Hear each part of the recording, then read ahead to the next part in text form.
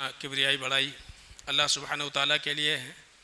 بے شمار درود و سلام اللہ کے آخری نبی احمد مصطفیٰ محمد مصطفیٰ صلی اللہ علیہ وسلم پر رحمت و بخشش کے دعائیں ہوں صحابہ کرام، تابعین اعظام اور محدثین کرام کے لیے۔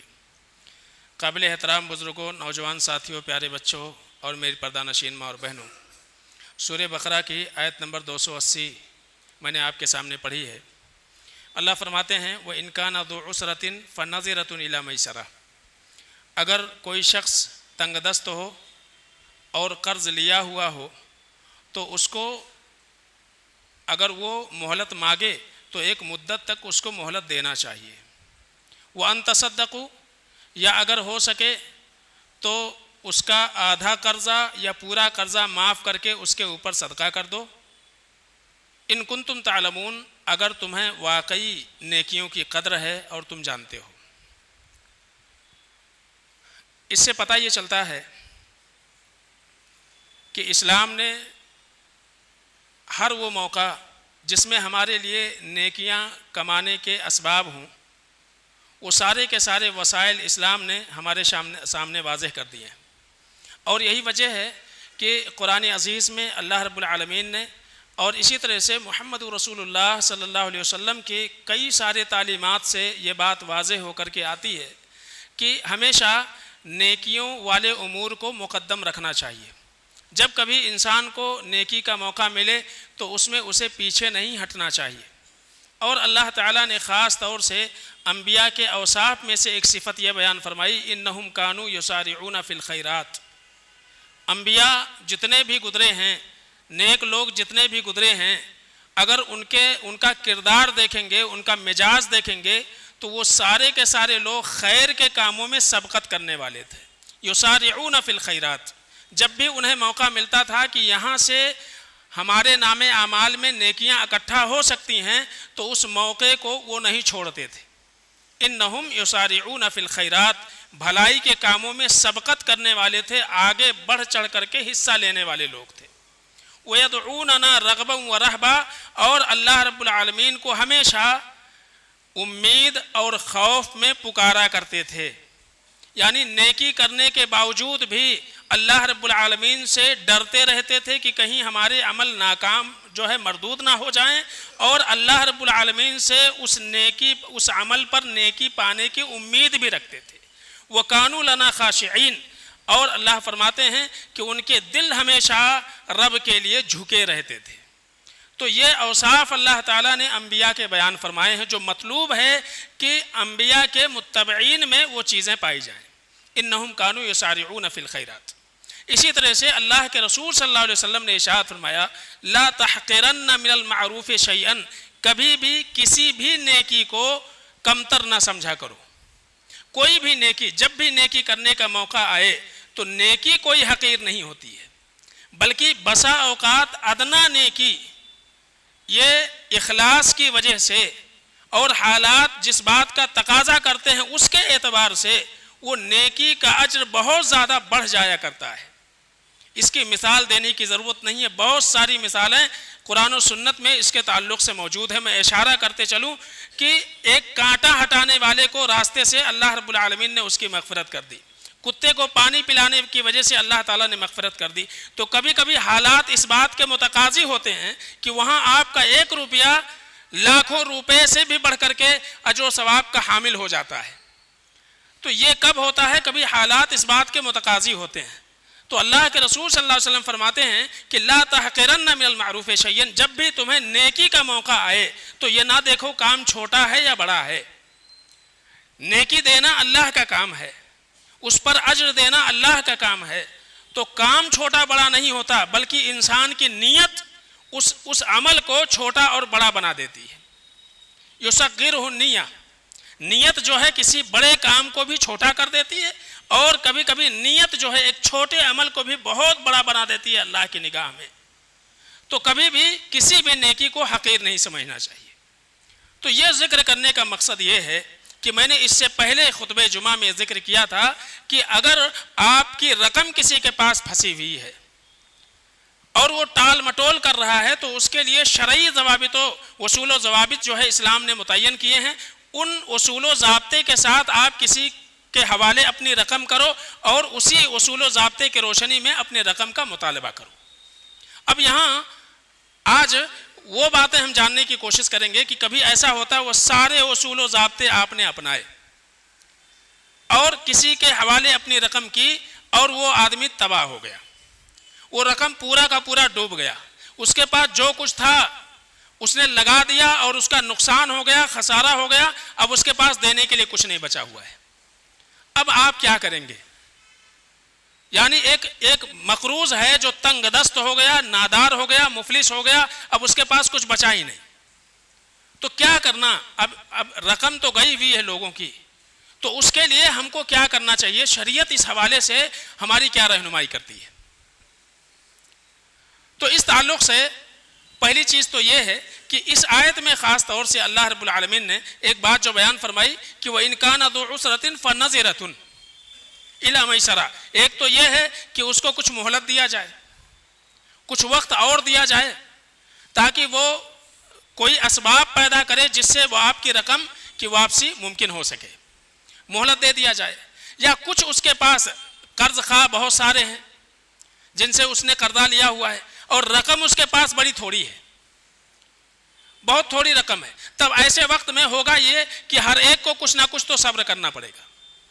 ہے ہی اس کے پاس اتنی رقم، دینا ہے ₹1,00,000، اس کے پاس ہے 50,000، اب کسی کے 10 ہیں، کسی کے 5 ہیں، کسی کے 2 ہیں، کسی کے 4 ہیں، اب دینا اس کو بہت سارا ہے، تو اللہ تعالیٰ نے یہ ضابطہ دیا ہوا ان تصدقوا، اگر یہ مناسب ہو تو کم سے کم کچھ رقم جو آپ کو وہاں سے مل سکے وہ لے لو اور اس کے بعد بقیہ رقم صدقہ کر دو، یا اگر ہو سکے اللہ توفیق دے تو پوری کی پوری رقم صدقہ کر دو۔ یہ چیزیں آپ صحابہ کی زندگی میں دیکھیں گے تو آپ کو نظر آئے گا کہ جب بھی کوئی قرآن کی آیت نازل ہوتی تھی اور ان کے پاس موقع ہوتا تھا تو اس پر عمل کرنے کی ہر ممکن کوشش کرتے تھے۔ اس تعلق سے کعب بن مالک رضی اللہ تعالیٰ عنہ کا نام آپ سنتے ہیں غزوہ تبوک کے حوالے سے۔ کعب بن مالک رضی اللہ تعالیٰ عنہ نے قرض دیا تھا ابن ابی حضرت کو، لیکن حالات کچھ ایسے بن گئے کہ ان کے پاس ادائیگی کے وسائل ہی نہیں رہے، اور اتفاق سے ایک دن ملاقات ان کی مسجد نبوی میں ہو گئی اور وہاں انہوں نے مسجد میں اپنے قرض کا مطالبہ کر لیا کہ بھائی آپ تو ملتے نہیں ہیں، اب اتنا دن ہو گیا لے کر کے، اب واپسی کا دن بھی آ گیا تو آپ ہماری رقم واپس کر دیں۔ ابن ابی حضرت رضی اللہ تعالیٰ عنہ نے یہ کہا کہ دیکھیے ابھی حالات ہمارے مناسب نہیں ہیں، ہمارے پاس رقم ہے لیکن تھوڑی ہے، تو یا تو اس تھوڑی رقم پر آپ لے کر کے صبر کر دیں، ہم کو معاف کر دیں، اور یا تو پھر ہمیں مزید مہلت دے دیں، مزید مہلت ہمیں دے دیں تاکہ آپ کی پوری رقم ہم ادا کر سکیں۔ اب کعب بن مالک رضی اللہ تعالیٰ عنہ نے کہا اتنی مہلت تو ہم نے دے دی تھی تم کو، اب مزید مہلت دینے میں مزید مہلت نہیں دے سکتا، واللہ لا افعل، کہا کہ اللہ کی قسم میں ایسا نہیں کر سکتا، اور اس بات کو لے کر کے دونوں کی آواز بڑی بلند ہو گئی۔ اللہ کے رسول صلی اللہ علیہ وسلم اپنے حجرے میں تھے، آپ نے پردہ سرکایا، کہا معاملہ کیا ہے؟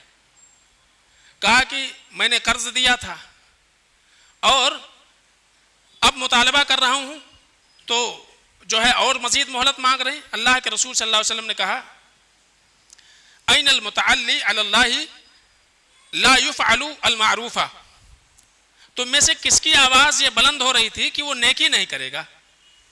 سامنے والا اگر مطالبہ کچھ کر رہا ہے تو ایک تو مہلت مانگ رہا ہے، دوسرے یہ کہ وہ کہہ رہا ہے کہ بھائی تھوڑا سا احسان کر دو، کچھ قرض کا کچھ حصہ معاف کر دو، تو یہ کام جو ہے تمہارے حق میں کیا ہے؟ نیکی کا سبب ہے، تو ایسے وقت میں نیکی نہ کرنے پر تم قسم مت کھاؤ۔ اور اس کے بعد کعب بن مالک رضی اللہ تعالیٰ عنہ کو کہا ذع الشطرہ، میں یہ چاہتا ہوں کہ مجھے ایسا لگ رہا ہے کہ رقم جو تم بتا رہے ہو اگر آدھا تم کم کر دو گے تو تمہارے معاشی حالت پر کوئی بہت زیادہ فرق پڑنے والا نہیں ہے، تو میں یہ چاہتا ہوں کہ ذع الشطر، آدھا کم سے کم ان کے اوپر صدقہ کر دو، معاف کر دو۔ جب یہ بات اللہ کے رسول صلی اللہ علیہ وسلم سے کعب بن مالک رضی اللہ تعالیٰ عنہ نے سنی تو کہا قد فعلت یا رسول اللہ، اے اللہ کے رسول صلی اللہ علیہ وسلم نے، آپ نے درخواست کر دی اور آپ نے کہہ دیا اے اللہ کے رسول میں نے کر دیا، اب ان سے آپ کہیے کہ ہماری آدھی رقم جو بچی ہوئی ہے وہ دے دیں۔ اللہ کے نبی نے فرمایا قم فاقضہ، جاؤ اور اب آدھی رقم جو ہے وہ ان کو ادا کر دو. تو یہ صحابہ کا معاملہ تھا.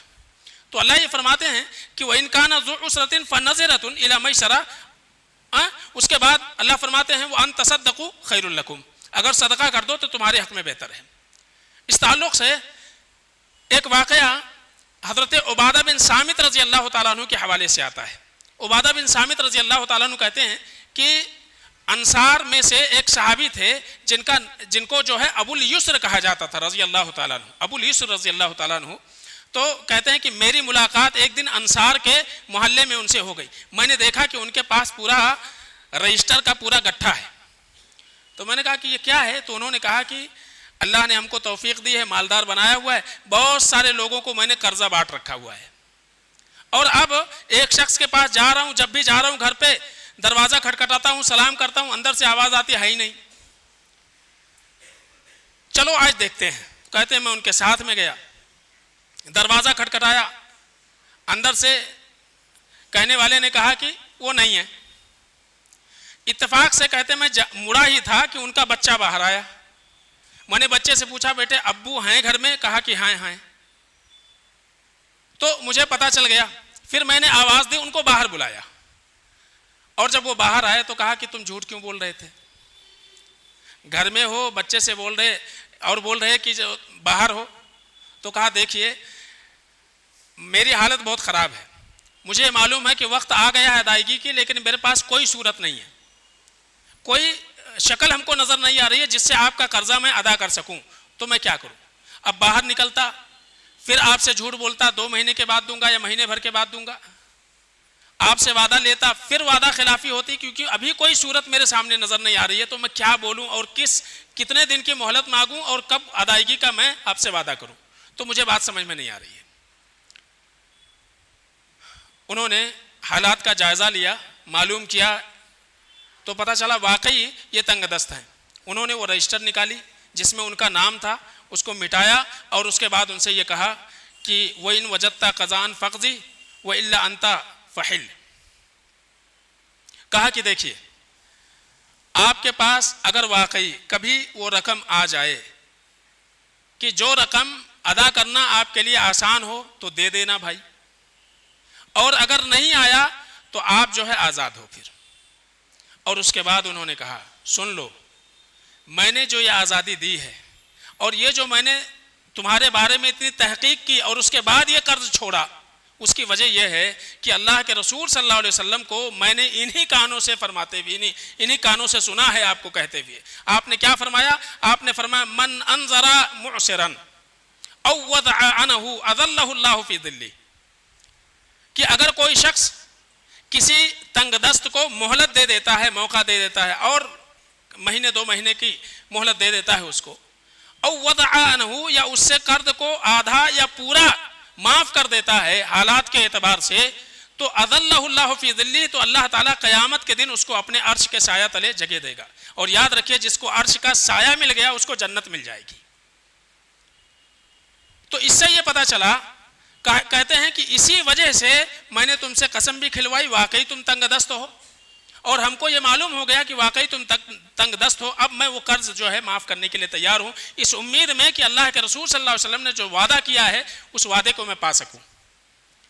تو ایک صورت تو یہ ہو گئی کہ جس نے قرض دیا ہے اس کی یہ ذمہ داری ہے کہ حالات کا اندازہ کر کے وہ مہلت دینے کے لائق ہے تو مہلت دے دے, کچھ معاف کرنے کے لائق ہے تو کچھ معاف کرے, پورا معاف کرنے کے قابل ہے تو پورا معاف کر دے. ایک شکل ہو گئی. دوسری شکل یہ ہے کہ جو مقروض کے رشتہ دار ہیں اب ان کی ذمہ داری آ جاتی ہے.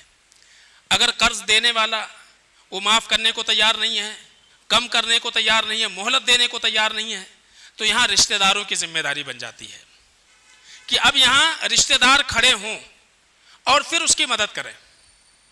ایک ایسا ہی واقعہ اللہ کے رسول صلی اللہ علیہ وسلم کے زمانے میں ہوا.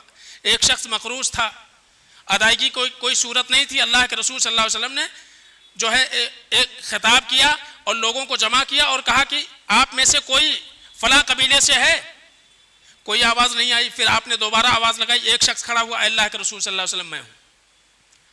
تو اللہ کے رسول صلی اللہ علیہ وسلم نے کہا کہ تمہارا یہ بھائی ان صاحبکم ھذا محبوس بباب الجنہ بدین علیہ، کہا تمہارا یہ جو ساتھی ہے یہ جنت کے دروازے پر رکا ہوا ہے، جنت کے دروازے پر اس کو روک لیا گیا ہے، کیوں؟ اس کے اوپر قرضہ ہے، اس کے اوپر قرضہ ہے، یہ جنت کے دروازے پر روک لیا جائے گا اگر ادا نہیں کرے گا تو۔ لہذا میں یہ چاہتا ہوں وَإِن شِئْتُمْ فَافْدُوهُ، اگر تم پورے تمہارے رشتہ دار مل کر کے یہ چاہو تو اپنے بھائی کو آزاد کر لو، وَإِن شِئْتُمْ فَأَسْلِمُوا إِلَىٰ عَذَابِ اللَّهِ، اور اگر چاہو تو اپنے اس بھائی کو اللہ رب العالمین کے عذاب کے حوالے کر دو۔ اس سے پتہ چلتا ہے کہ قرض جو ہے کتنا سنگین جرم ہے۔ اللہ کے رسول صلی اللہ علیہ وسلم نے فرمایا چاہو تو ادا مت کرو اور اپنے بھائی کو اللہ کے عذاب کے حوالے کر دو۔ راوی کہتے ہیں کہ میں نے دیکھا وہ شخص جو ہے کہا، اس نے کہا اے اللہ کے رسول صلی اللہ علیہ وسلم رقم کتنی ہے؟ وہ پورا کا پورا میں دینے کو تیار ہوں، اور اس نے وہ پورا رقم دے دیا، جتنا قرض تھا اس کا دور ہو گیا۔ تو یہ دوسرا مرحلہ ہے کہ رشتہ داروں کو آگے بڑھنا چاہیے، جیسا کہ اللہ کے رسول صلی اللہ علیہ وسلم نے مطالبہ کیا اور آگے بڑھے لوگ اور انہوں نے مدد کی کہ اپنے رشتہ دار کو اس جو ہے ذمہ داری سے، اس بوجھ سے انہوں نے نجات دلایا۔ خالی گاہے بگاہے جانا اور جو ہے میٹھی اور پیاری باتیں کرنا یہی ذمہ داری نہیں ہوتی ہے، اور اسی کو رشتہ داری نبھانا نہیں کہتے ہیں۔ کوئی مر گیا تو چلے گئے، یا اس کے شادی بیاہ پڑے تو اس نے کاٹ دیا، شریک ہو گئے، خالی اسی کو رشتہ داری نبھانا نہیں کہتے ہیں۔ رشتہ داری نبھانا یہ بھی شامل ہے کہ جب کبھی اس کے اوپر مالی مصیبت آئے تو آپ ساتھ میں کھڑے ہو۔ آپ کی ذمہ داری ہے بحیثیت رشتہ دار کے، آپ قریبی ہوں یا دور کے رشتہ دار ہوں، آپ کی ذمہ داری ہے کہ آپ صلہ رحمی کریں، اور صلہ رحمی میں مالی اعانت یہ بھی شامل ہے کہ مال کے اعتبار سے آپ جو ہے اپنے رشتہ داروں کی مدد کریں اگر واقعی وہ پریشان حال ہے۔ تو یہاں اللہ کے رسول صلی اللہ علیہ وسلم نے رشتہ داروں سے مطالبہ کیا کہ تم جو ہے مل کر کے اپنے بھائی کو اللہ کے عذاب سے بچاؤ، آزاد کرو۔ اگر رشتہ داروں میں کوئی نہیں بڑھ رہا ہے تو تیسرا اسٹیپ یہ ہے اور تیسری شکل یہ ہے کہ عام لوگوں سے مطالبہ کیا جائے گا ان کے اوپر صدقہ کرو۔ حضرت معاذ بن جبل رضی اللہ تعالیٰ عنہ صحابی رسول، انہوں نے پھل کا کاروبار شروع کیا، نقصان ہو گیا۔ اب نقصان ہو گیا، جو ان کے پاس جو کچھ تھا دے کر کے بھی پورا قرضہ نہیں ہوا اور ابھی دینے والے باقی تھے۔ اللہ کے رسول صلی اللہ علیہ وسلم نے لوگوں میں ایک عام خطاب کیا اور کہا تصدقوا علیہ، اپنے بھائی کے اوپر صدقہ کرو۔ لوگوں نے جن کو جتنی توفیق تھی انہوں نے اتنا دیا، لیکن اتنا نہ جمع ہو سکا جتنا جس سے کہ ان کے قرض کی ادائیگی ہو سکے۔ تو اللہ کے رسول صلی اللہ علیہ وسلم نے پورے قرضہ لینے والوں کو بلایا اور کہا کہ خذوا ما وجدتم، یہ ابھی جو کچھ جمع ہوا ہے یہ لے لو، اور اس کے بعد یہ اللہ کے نبی صلی اللہ علیہ وسلم وَلَيْسَ لَكُمْ إِلَّا ذَاكَ، اور یہ بھی یاد رکھو اب اس کے علاوہ تمہیں کچھ نہیں مل سکتا ہے، کیونکہ ہے ہی نہیں ان کے پاس کچھ۔ تو اب جو کچھ جمع ہوا ہے صدقہ خیرات دینے کے بعد اب اس میں سے لے لو جس کا جتنا حصہ ہے وہ اعتبار سے، اور اس کے بعد جو ہے باقی چیزیں معاف کرو۔ تو اللہ کے رسول صلی اللہ علیہ وسلم نے ایک تو لوگوں کو صدقے کی ترغیب دی کہ صدقہ کرو تاکہ ان کا بوجھ اتر جائے، اس لیے کہ وہ رقم تو دینا ہے، اور رقم اور قرض دینے والوں کو یہ کہا کہ بھائی جتنا مل سکا اتنا لے لو اور باقی چیزیں معاف کرو۔ تو یہ بھی ایک شکل ہو سکتی ہے، ایک صورت بن سکتی ہے۔ اس کے بعد جو ہے ایک شکل یہ ہے، ہم جانتے ہیں کہ زکوٰۃ میں اللہ رب العالمین نے ایک نصاب بیان کیا ہے الغارمون کا۔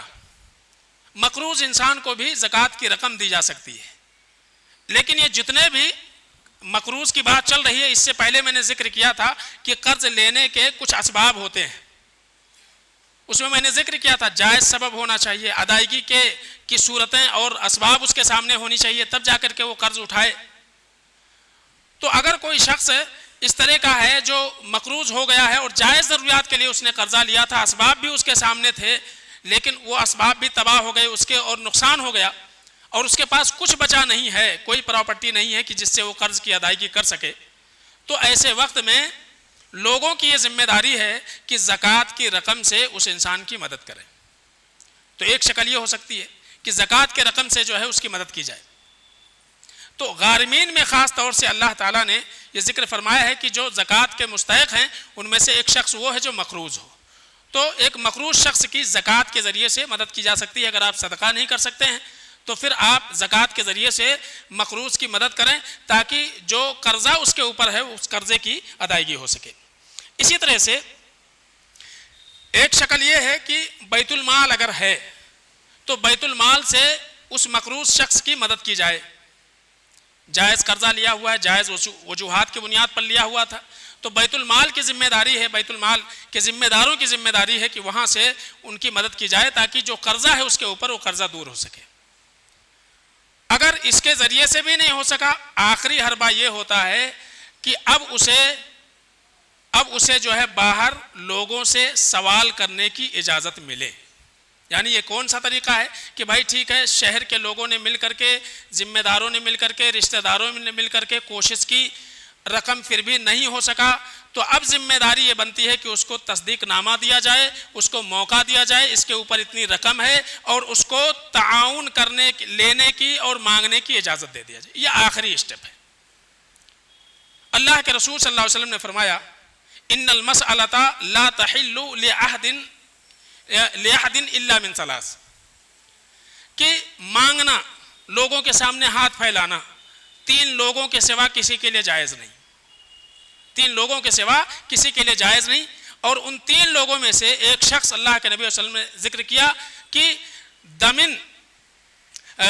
اللہ کے رسول صلی اللہ علیہ وسلم ذی دمن موجعن، اللہ کے رسول صلی اللہ علیہ وسلم نے فرمایا اذیت ناک خون کرنے والے یا اذیت ناک قتل کرنے والے۔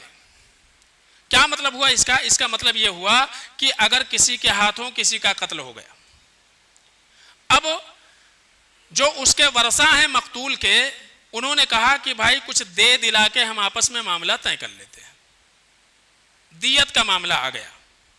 اب جو قاتل ہے اس کے پاس اتنی رقم نہیں ہے کہ وہ اس دیت کی رقم کو دے سکے، اقربا اور رشتہ داروں کے پاس جو کچھ تھا انہوں نے جمع کیا، پھر بھی پورا نہیں ہو رہا ہے، تو ایسے وقت میں اس کو اجازت دی جا سکتی ہے کہ وہ جو دیت کی رقم ہے اتنی رقم پوری کرنے کے خاطر اور اتنے ہی حد تک جو ہے وہ لوگوں کے سامنے ہاتھ پھیلا سکتا ہے۔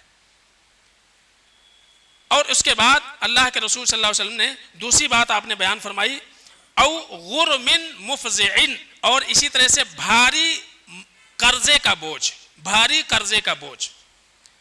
کہ رشتہ داروں نے کوشش کر لی، لوگوں نے کوشش کر لی، زکوٰۃ سے تعاون کرنے کی کوشش کی، اور پھر بھی رقم اس کی اتنی زیادہ ہے کہ اب پورا نہیں ہو سکا، تو بقیہ رقم جو رہ جاتی ہے اس کے لیے اس کو اجازت ہے کہ وہ اتنی رقم پورے کرنے کے خاطر لوگوں کے سامنے ہاتھ پھیلا سکتا ہے، سوال کرنے کی اس کو اجازت ہے۔ اور اس کے بعد تیسرا شخص جو اللہ کے رسول صلی اللہ علیہ وسلم نے ذکر فرمایا، آپ نے فرمایا او فقر مدقعین، کہ ایک انسان شدید فقر و فاقے میں مبتلا ہو، لیکن وہاں ایک شرط لگائی گئی کہ کم سے کم اس محلے کے 3 امانت دار سچے لوگ گواہی دے دیں کہ ہاں اس کے ہاں فاقہ پڑ رہا ہے، اس کے پاس کچھ نہیں ہے کھانے پینے کا، تب ایسے وقت میں اس کے لیے یہ جائز ہے کہ وہ لوگوں کے سامنے ہاتھ پھیلائے۔ تو یہ آخری اسٹیپ ہے۔ تو یہاں یہ بتایا گیا کہ ایک اصول و ضابطہ ہے، شریعت نے متعین کیا ہوا ہے اپنے ماننے والوں کے لیے کہ اگر کوئی دینے کے قابل ہے پھر بھی ٹال مٹول کر رہا ہے تو اس کے اصول و ضابطے میں نے پچھلے خطبے میں بیان کیے، لیکن ایک وہ شخص ہے جو واقعی نادار ہے، مفلس ہے، دینے کے لیے اس کے پاس کوئی وسائل نہیں ہے، تب جو ہے اس کے سامنے یہ ساری چیزیں آتی ہیں کہ اس کے رشتہ دار کھڑے ہوں اور عام لوگ کھڑے ہوں، یا اسی طرح سے زکوٰۃ سے اس کی مدد کی جائے، اور آخر میں کیا ہے بیت المال سے مدد کی جائے، اور آخر میں یہ ہے کہ اس کو تصدیق وغیرہ دے کر کے اور اس کو باہر اس مسجد سے اس مسجد، اس شہر سے اس شہر اتنی رقم کی تکمیل کے خاطر اس کو اجازت دی جائے تاکہ وہ اپنے قرض کے بوجھ سے آزاد ہو سکے۔ تو یہ وہ جو ہے صورتیں ہیں۔ اب اس میں ایک چیز یہ آتی ہے بنیادی طور سے کہ لوگ یہ کہتے ہیں کہ بھائی ہم نے کسی کو قرض دیا ہوا ہے، اب وہ موقع پر نہیں دیتا ہے یا وقت پر اس نے نہیں دیا، تو اس کے لیے جو ہے کیا اس کے اوپر جرمانہ عائد کیا جا سکتا ہے کیا؟